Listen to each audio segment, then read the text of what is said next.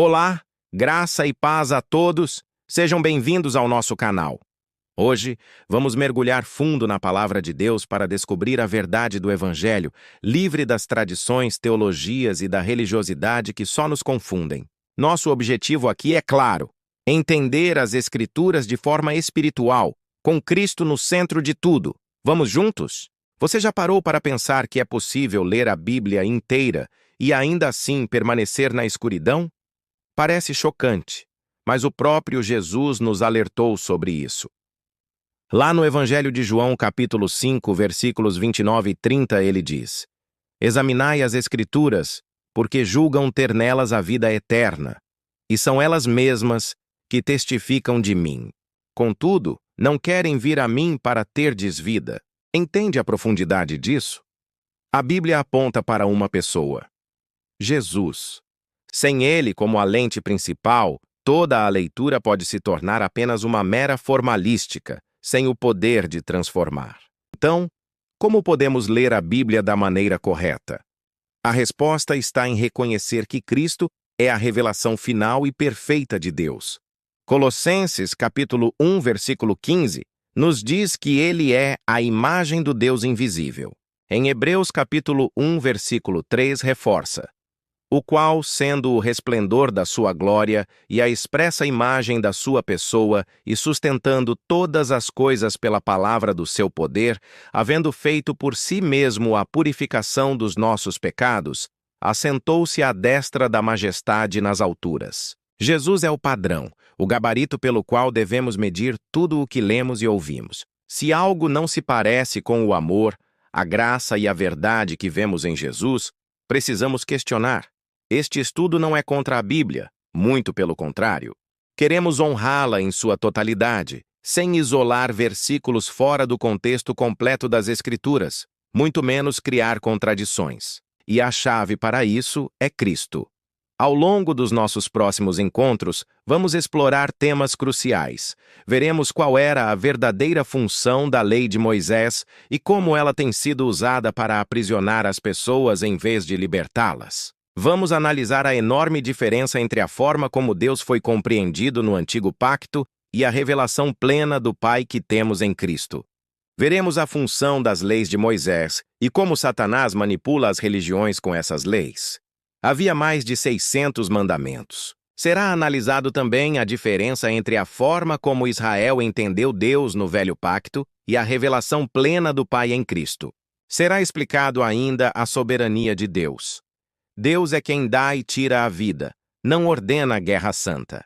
Estudaremos o sentido do Evangelho que liberta dos rituais, bem como da lei dos dízimos, da guarda dos sábados e da última participação de Jesus na Páscoa judaica, que foi a ceia do Senhor, transformada pelas religiões em Santa Ceia.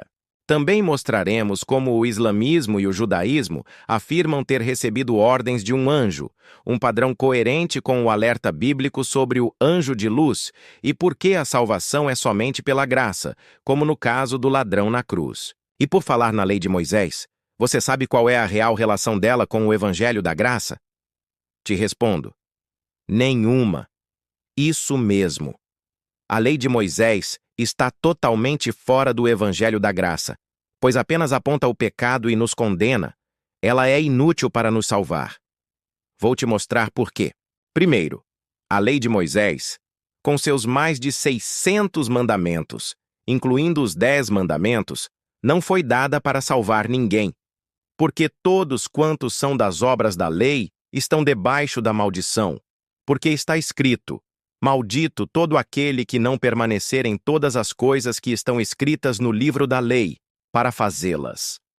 Carta aos Gálatas, capítulo 3, versículo 10, Novo Testamento. A função das leis de Moisés era nos mostrar o pecado, como Paulo explica em Romanos 3:20. Por isso nenhuma carne será justificada diante dele pelas obras da lei, porque pela lei vem o conhecimento do pecado. Ela nos mostra a sujeira, mas não tem o poder de nos limpar. Ela apenas expõe nossa condição de pecadores. O segundo ponto é que, por exigir obediência perfeita, a lei coloca todos debaixo de condenação. Ninguém, exceto Jesus, conseguiu cumprir a lei perfeitamente. Em Gálatas 3:10 está escrito: Maldito todo aquele que não permanecer em todas as coisas que estão escritas no livro da lei para fazê-las. Isso significa que, se você tenta ser justificado pelas obras da lei, você está sob maldição, porque em algum momento você vai falhar.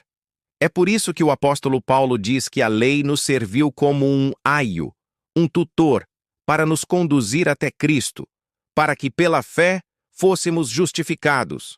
E isso nos leva ao terceiro e mais importante ponto. Cristo nos resgatou dessa maldição. Gálatas 3:13 é libertador. Cristo nos resgatou da maldição da lei, fazendo-se maldição por nós. Na cruz, Jesus não apenas pagou pelos nossos pecados, mas também cumpriu toda a exigência da lei em nosso lugar. Ele absorveu a maldição para que pudéssemos receber a bênção. A lei era santa, justa e boa em sua essência moral, mas era incapaz de nos transformar. A carta aos Romanos, capítulo 7, versículos do 7 ao 13 diz: Que diremos então? A lei é pecado? De modo nenhum. Mas eu não teria conhecido o pecado se não fosse pela lei, pois eu não saberia o que é cobiça se a lei não dissesse, não cobiçarás. Mas o pecado, aproveitando-se do mandamento, produziu em mim toda espécie de cobiça, porque sem a lei o pecado estava morto, e eu, em outro tempo, vivia sem a lei, mas vindo o mandamento, reviveu o pecado, e eu morri, e o mandamento que era para a vida, achei que me era para a morte, porque o pecado, aproveitando-se do mandamento, me enganou, e por ele me matou. Porque o que era impossível à lei, visto que estava enferma pela carne, Deus, enviando o seu próprio Filho em semelhança de carne de pecado, e por causa do pecado, condenou o pecado na carne.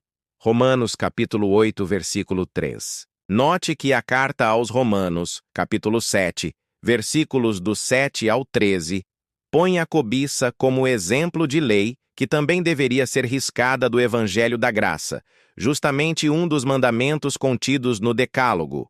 Ou seja, ao contrário do que os teólogos e os falsos pregadores divulgam, a lei mosaica não foi revogada em parte, mas foi anulada por completo, inclusive os 10 mandamentos. Mandamentos e ordenanças afundaram e não se devem ser reerguidos. Agora devemos viver em amor, somente. Somente o Evangelho, a boa nova de Cristo, nos dá o Espírito e a vida verdadeira. Quando entendemos isso, percebemos que tentar viver sob a lei hoje é um retrocesso. É como voltar para a prisão depois que Jesus já abriu a porta da cela. O antigo pacto foi revogado por ser fraco e inútil para salvar. Jesus cumpriu tudo na cruz, nos livrando dessa lei que só aponta o pecado e condena.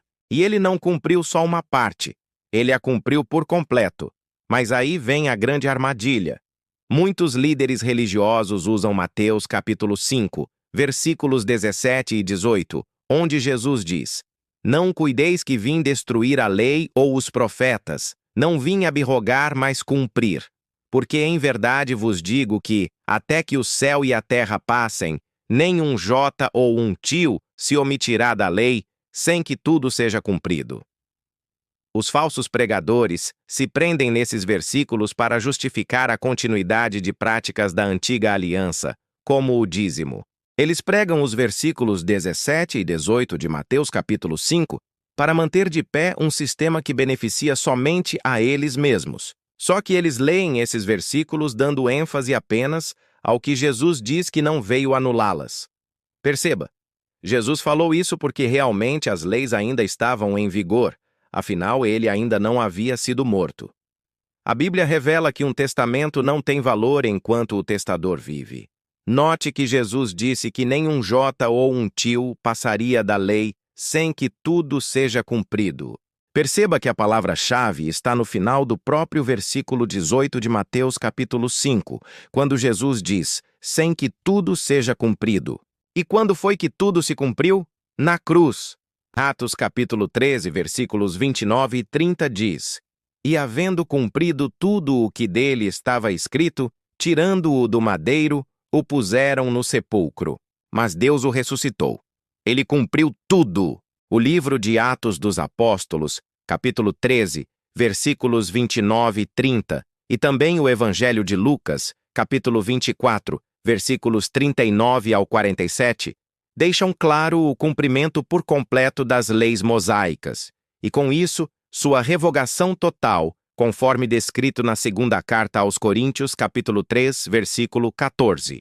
Perceba que o Evangelho de Lucas, capítulo 24, versículos do 39 ao 47, é lindo e detalha tudo o que deveria ocorrer para que as leis mosaicas fossem revogadas. Observe o episódio em que Jesus aparece aos seus discípulos após sua ressurreição. Ele diz: "Vede as minhas mãos e os meus pés, que sou eu mesmo. Apalpai-me e vede, pois um espírito não tem carne nem ossos, como vedes que eu tenho." E dizendo isto, mostrou-lhes as mãos e os pés. E não o crendo eles ainda por causa da alegria, e estando maravilhados, disse-lhes: "Tendes aqui alguma coisa que comer?" Então eles apresentaram-lhe parte de um peixe assado e um favo de mel, o que ele tomou e comeu diante deles. E disse-lhes: "São estas as palavras que vos disse estando ainda convosco, que convinha que se cumprisse tudo o que de mim estava escrito na lei de Moisés, e nos profetas e nos salmos." Então abriu-lhes o entendimento para compreenderem as Escrituras, e disse-lhes: "Assim está escrito, e assim convinha que o Cristo padecesse e ao terceiro dia ressuscitasse dentre os mortos, e em seu nome se pregasse o arrependimento e a remissão dos pecados em todas as nações, começando por Jerusalém." Evangelho de Lucas, capítulo 24, versículos 39 ao 47. Veja que Cristo cumpriu totalmente a lei quando estabeleceu a nova aliança, ao se oferecer como sacrifício perfeito no Calvário, nos livrando das leis malditas de Moisés, leis que só apontam para o pecado, não salvam, mas nos leva à condenação e à morte. A carta aos Efésios, capítulo 2, versículos do 14 ao 16 diz: "Porque ele é a nossa paz, o qual de ambos fez um, e tendo derribado a parede da separação que estava no meio, na sua carne desfez a inimizade, isto é, a lei dos mandamentos, que consistia em ordenanças, para criar em si mesmo dos dois um novo homem, fazendo a paz, e pela cruz reconciliar ambos com Deus em um corpo, matando com ela as inimizades." Verdadeiramente, Jesus aboliu a barreira que separava judeus e gentios. Essa parede de separação era justamente as leis de Moisés, mandamentos contidos em ordenanças, como ritos, festas, alimentos, dízimos, sábados, ceia do Senhor, etc. Inclusive os 10 mandamentos, pois foram sintetizados em apenas 2. Amarás a Deus sobre todas as coisas e ao próximo como a ti mesmo, ou seja, toda a lei caiu por terra, porque há a anulação do mandamento anterior, devido à sua fraqueza e inutilidade. Pois a lei nada aperfeiçoou, mas foi introduzida uma esperança superior, por meio da qual nos aproximamos de Deus. Hebreus 7, versículos 18 e 19. Ao morrer na cruz, Cristo as cumpriu e encerrou o sistema de leis que vigorava. Mas agora, em Cristo Jesus, vós que antes estáveis longe, já pelo sangue de Cristo chegastes perto. Revisando, a lei de Moisés não justifica, apenas revela o pecado. Por isso, nenhuma carne será justificada diante dele pelas obras da lei, porque pela lei vem o conhecimento do pecado. Carta aos Romanos, capítulo 3, versículo 20, Novo Testamento. Cristo nos resgatou da maldição que pairava sobre quem vivia sob ela, a lei de Moisés. Cristo nos resgatou da maldição da lei, fazendo-se maldição por nós, porque está escrito: "Maldito todo aquele que for pendurado no madeiro." Carta aos Gálatas, capítulo 3, versículo 13, Novo Testamento. À luz do Evangelho, a lei é espiritual, mas nós, carnais. Ela é santa, justa e boa, porém incapaz de transformar. Somente o Evangelho é que dá o espírito e vida. Ao cumprir totalmente a lei, Jesus estabeleceu uma nova aliança baseada na graça e não nas obras. Ele sintetizou toda a lei em apenas 2 mandamentos: amar a Deus acima de tudo e amar ao próximo como a si mesmo. Esse é o evangelho que liberta. Liberta dos rituais, da obrigação do dízimo, da guarda de dias específicos. A nossa salvação não depende do nosso esforço, mas do que Cristo já fez por nós. É pela graça, mediante a fé, como o ladrão na cruz, que foi salvo sem ter feito absolutamente nada, a não ser crer. Mesmo assim, as religiões ainda continuam divulgando Moisés e deixam seus seguidores com o véu do Antigo Testamento posto em seus corações, ou seja, não se convertem de fato a Jesus Cristo, pois a lição do Antigo Pacto está implantada no coração deles. Contudo, se um abrir o entendimento, verdadeiramente se converte ao Senhor e o véu lhe é tirado. Veja o descrito a seguir. Mas os seus sentidos foram endurecidos, porque até hoje o mesmo véu está por levantar na lição do Velho Testamento, o qual foi por Cristo abolido. Sim, até o dia de hoje, sempre que Moisés é lido, um véu está posto sobre o coração deles. Contudo, convertendo-se um deles ao Senhor, é-lhe tirado o véu. Segunda carta aos Coríntios, capítulo 3, versículo 14 ao 16, Novo Testamento. Tudo isso demonstra que a cobrança dos dízimos e no adventismo, a guarda dos sábados, bem como qualquer outro preceito da lei de Moisés, que os falsos pregadores tentam justificar, apoiando-se no livro de Mateus, capítulo 5, versículos 17 e 18, já citado anteriormente, para criar a falsa impressão que as leis ainda vigoram, são mentiras deslavadas. São lobos travestidos de cordeiro, pois se aproveitam do desconhecimento dos seus seguidores para manter suas regalias e prédios, que chamam de templos ou igrejas. Abra os olhos, meu irmão, pois você se apegando a dízimos, sábados ou ceia do Senhor, decai totalmente da graça, pois quem guarda apenas um preceito da lei de Moisés está obrigado a guardar toda a lei. Se nem os judeus conseguiram cumprir essas leis na íntegra, você muito menos. Não acha? Saiba também que você fica separado de Cristo e decai da graça, uma vez que a salvação não é por obras, muito menos obras da lei.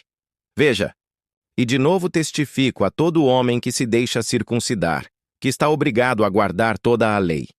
Separados estais de Cristo, vós os que vos justificais pela lei, da graça decaístes. Gálatas capítulo 5, versículos 3 e 4. Percebe a gravidade em voltar aos preceitos da lei? Você perde a salvação, pois decai da graça de Cristo. Você, guardando leis, reergue aquilo que Jesus destruiu, que foi as leis que te condenam. Cristo não veio por acaso no tempo. Ele veio na plenitude dos tempos. Veio dentro do regime da lei para nos resgatar da maldição que pairava sobre nós. Uma maldição que nos condenava, pois as leis de Moisés exigiam perfeição. No entanto, sabemos que, neste mundo, desde Adão, a humanidade pecou e ainda peca, como está escrito, não há um justo sequer. Somente Jesus é digno, justo e justificador para com todos os que nele crer. Na Bíblia, encontramos as respostas que as religiões te escondem. Sabe por que te escondem?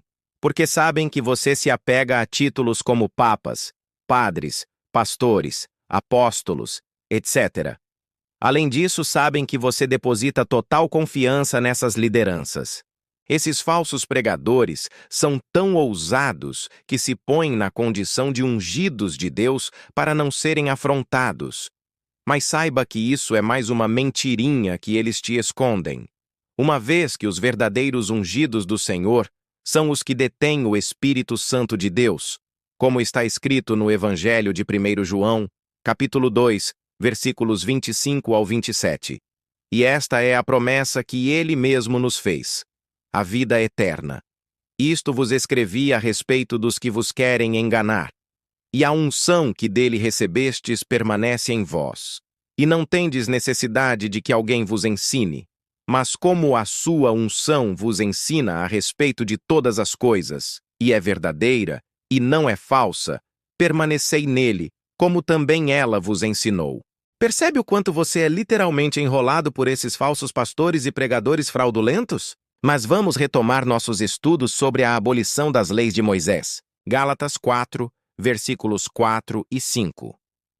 Mas vindo a plenitude dos tempos, Deus enviou seu Filho, nascido de mulher, nascido sob a lei, para resgatar os que estavam debaixo da lei, a fim de que recebêssemos a adoção de filhos. Efésios 2, versículo 15, aboliu, na sua carne, a lei dos mandamentos na forma de ordenanças, para que dos dois criasse em si mesmo um novo homem, fazendo a paz. Colossenses 2, versículo 14. Tendo cancelado o escrito de dívida, que era contra nós e que constava de ordenanças, o qual nos era prejudicial, removeu-o inteiramente, encravando-o na cruz. Explicação clara. Cristo veio na plenitude dos tempos, não para reforçar a lei, mas para cumpri-la e aboli-la como jugo condenatório. Ele é o fiador. A carta aos Hebreus, capítulo 7, versículo 22, diz: de tanto melhor conserto Jesus se fez fiador. Portanto, meu amigo, fica simples de perceber que a dívida foi paga por completo, mesmo aquele dízimo de Abraão ao rei Melquisedeque. Falarei com mais detalhes no assunto que trata dos dízimos, mas, claro, vou dar um breve comentário ainda nesta nossa conversa. Logo, a salvação é pela graça e de graça. Efésios 2, versículos 8 e 9, não pelo cumprimento de mandamentos humanos. Romanos 3, 21, 24 diz: mas agora, sem lei, se manifestou a justiça de Deus, testemunhada pela lei e pelos profetas. Justiça de Deus mediante a fé em Jesus Cristo, para todos e sobre todos os que creem, porque não há distinção, pois todos pecaram e carecem da glória de Deus, sendo justificados gratuitamente, por sua graça, mediante a redenção que há em Cristo Jesus. Quando igrejas exigem dízimos, sábados ou ceia do Senhor, negam a obra completa de Cristo. Usam a lei seletivamente, o que traz retorno financeiro e controle, mas ignoram que toda a lei foi abolida em Cristo. A ceia do Senhor celebrada nos templos religiosos não é memorial do Senhor, mas mesa dos demônios, porque desvia da graça para o jugo humano. Explicarei detalhadamente sobre esse assunto mais adiante. Mas, continuando o assunto sobre leis, vemos que tentar reerguê-las nos tornamos transgressores. Isto é mais um alerta sério, veja, Gálatas 2, versículo 18. Porque se torno a edificar aquilo que destruí, constituo-me a mim mesmo transgressor. Tanto dízimos quanto a circuncisão, o apedrejamento e até mesmo os sacrifícios de animais são anteriores à lei de Moisés. Abraão deu dízimos a Melquisedeque, Gênesis 14, versículo 20. Abraão também recebeu a circuncisão como sinal antes da lei. Gênesis 17, versículos 10 e 11. O apedrejamento também já existia antes da lei de Moisés. Prova disso é que antes da entrega da lei no Sinai, Moisés temeu ser apedrejado pelo povo, Êxodo 17:4, mostrando que essa prática punitiva já era conhecida e usada entre os israelitas e povos antigos. Como está escrito, o povo de Israel estava no deserto de Refidim, sem água para beber. Eles começaram a reclamar e contender com Moisés, dizendo: dá-nos água para beber. E ainda zombavam: por que nos fizeste subir do Egito, para nos matares de sede a nós, a nossos filhos e ao nosso gado? Clamou, pois, Moisés ao Senhor, dizendo: que farei a este povo? Só lhe falta apedrejar-me. Êxodo, capítulo 17, versículos do 1 ao 4. Se alguém justifica a prática dos dízimos por ter vindo antes da lei de Moisés, teria de justificar também a circuncisão e a volta à prática do apedrejamento e do sacrifício de animais. Mas as igrejas rejeitam estas e insistem na outra. Isso prova que a motivação não é bíblica, mas financeira. Você já se perguntou por que existem o Antigo e o Novo Testamento na Bíblia? Qual a diferença entre eles e por que isso é tão importante para a nossa fé hoje? Se essas perguntas já passaram pela sua cabeça, este vídeo é para você. Vamos mergulhar juntos em uma das passagens mais profundas do apóstolo Paulo para desvendar o mistério de dois pactos, um que aprisiona e outro que liberta. A carta aos Gálatas, no capítulo 4, versículo 22 ao 26, nos apresenta uma alegoria incrível. Paulo fala sobre Abraão e seus dois filhos, Ismael, filho da escrava Agar, e Isaque, filho da livre, Sara. Ele explica que essas duas mulheres, Agar e Sara, representam duas alianças, dois pactos. Agar simboliza o pacto feito no Monte Sinai, onde Moisés recebeu a lei. Esse pacto, segundo Paulo, gera filhos para a servidão, para a escravidão. Pense nisso. A lei, com suas centenas de regras e rituais, era um fardo pesado. Ela mostrava o pecado, mas não dava a força para vencê-lo. Era como um espelho que revela a sujeira no seu rosto, mas não oferece a água para limpá-lo. Essa é a aliança da carne, baseada no esforço humano que sempre acaba em fracasso. Mas aí vem a parte maravilhosa. Paulo continua e fala da Jerusalém que é de cima. Essa é a nossa mãe, e ela é livre. Essa Jerusalém celestial representa a nova aliança, o pacto da promessa, simbolizado por Sara e seu filho Isaque. Nós, que cremos em Cristo, não somos filhos da escravidão da lei, mas filhos da promessa, herdeiros da liberdade. Não nascemos de um esforço humano, mas de uma promessa divina, assim como Isaque. Então, o que isso significa na prática? Significa que não estamos mais debaixo da condenação da lei do pecado e da morte, a lei de Moisés. Cristo nos transportou para uma nova realidade, a do Espírito. E qual é a lei dessa nova aliança? Jesus resumiu tudo de forma perfeita. Amarás o Senhor teu Deus de todo o teu coração, de toda a tua alma e de todo o teu entendimento, e amarás o teu próximo como a ti mesmo. Nesses dois mandamentos se resume toda a lei e os profetas. O amor se tornou o cumprimento da lei. Quando amamos a Deus e ao próximo, naturalmente cumprimos o propósito de Deus para nós, não por obrigação ou medo da punição, mas por um coração transformado e grato. Agora, vamos entender por que a Bíblia chama esses pactos de testamentos. A carta aos Hebreus, no capítulo 9, nos dá a chave. Porque onde há testamento, é necessário que intervenha a morte do testador. Porque um testamento não tem força enquanto o testador vive. Carta aos Hebreus, capítulo 9, versículos do 16 ao 17. Ou seja, um testamento só passa a valer, só libera a herança, depois que a pessoa que o fez morre. Há um alerta extremamente preocupante na carta aos Gálatas, capítulo 4. Veja. Mas que diz a Escritura? Lança fora a escrava e seu filho, porque de modo nenhum o filho da escrava herdará com o filho da livre. Gálatas 4:30. Portanto, meu amigo, minha amiga, aconselho-os a levar a sério as mensagens que o Evangelho revela, pois esses alertas não seriam escritos se não fossem relevantes. Se você insiste em obedecer ordenanças da lei de Moisés, de modo nenhum herdará a graça do Pai. Obviamente perderá a salvação. Eu não trocaria minha salvação por uma vaga num banco de igrejas, templos feitos por mãos humanas, muito menos fingiria que está tudo bem, apenas para ser aceito por um grupo religioso, escondendo a sujeira embaixo do tapete. Nós somos o templo e morada do Espírito Santo. Deus habita em nós, não em templos de pedra. Cuidado, o servo inútil será lançado nas trevas exteriores. Portanto, não finja que você não está isento de culpa, pois quem consente com a mentira é participante do mesmo ato. O pai da mentira é Satanás, saiba disso. O livro de Apocalipse alerta para sair da Babilônia, para não ser julgado como participantes dos seus pecados. Antecipo a você que a Babilônia que Apocalipse se refere é justamente as religiões.